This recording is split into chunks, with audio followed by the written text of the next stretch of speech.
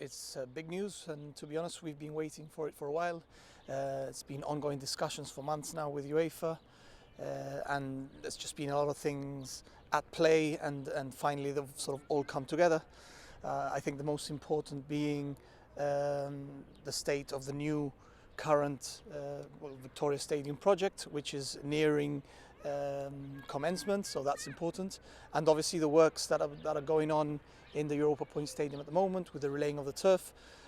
We've been in discussions in relation to the lighting, which has to be of a certain quality and category in order to be played here. So there's been a lot of studies being done behind the scenes with the experts, and we made the requests a while ago, and we finally got the news this week. So it's great news, and it's just sort of a testament to the relationship between ourselves and UEFA, and how well we get on with each other, and how our requests are not taken lightly. They always try to help us, and they've definitely helped us this time, because this is massive news for us.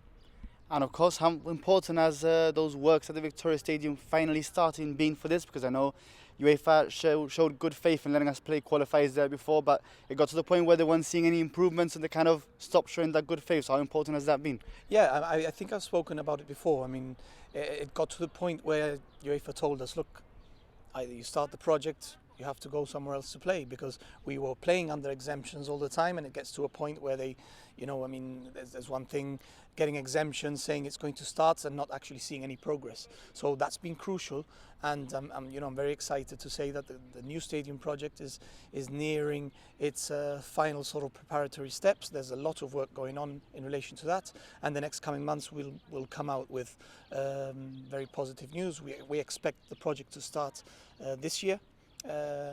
So we'll be able to talk about that a bit more, and that's been crucial part of being allowed to play here.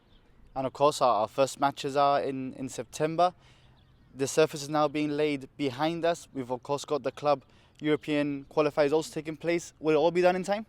Yeah, absolutely. I mean, we set a timeline months ago of where we wanted to do it and the timings of it.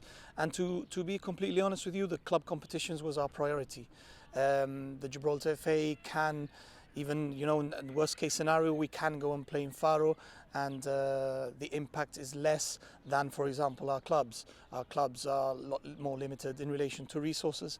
So we were working very hard to ensure that they were able to play in Gibraltar. I think the home factor as well is massive, and there's a lot of implications from a win for clubs. Getting through an extra round means financially they get better rewarded, and it's just better for football in general. So that was our priority, and we've included Nations League there. The fact that we compete in League D with similar leveled opponents has also helped.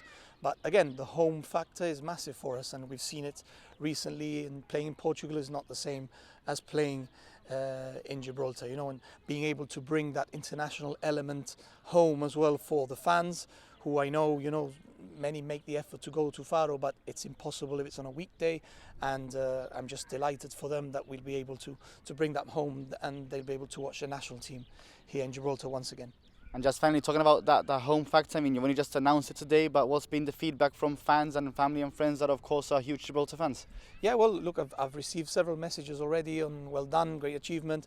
Not only fans, but also from the players' families. It is a great commitment, big commitment to have to go.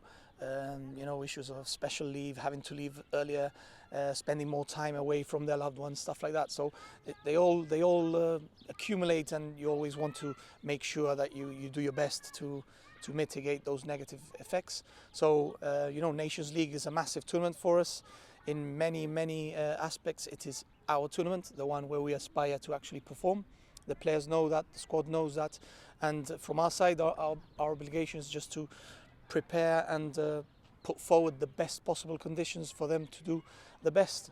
I think it's important to mention at this point that this exemption is only for the Nations League. On bigger and higher level matches like the qualifiers, for example, next year, unfortunately we will have to go back to Faro. And another point also to note is that UEFA does reserve the right to request an alternative venue should a club go on to further rounds, and they'll have to play the likes of, as it's happened in the past, Rangers or higher level opponent. they may have to go away from Gibraltar as well. But it all looks good for now. Well, that'll be a good headache. The further into the competition, the better. Exactly, it would be a good problem to have, and that's what we've told the clubs. And I think, to be honest, it would be better for them because they can fit more fans in. And look, if they get to qualifying round 3, like you say, it's a good problem to have.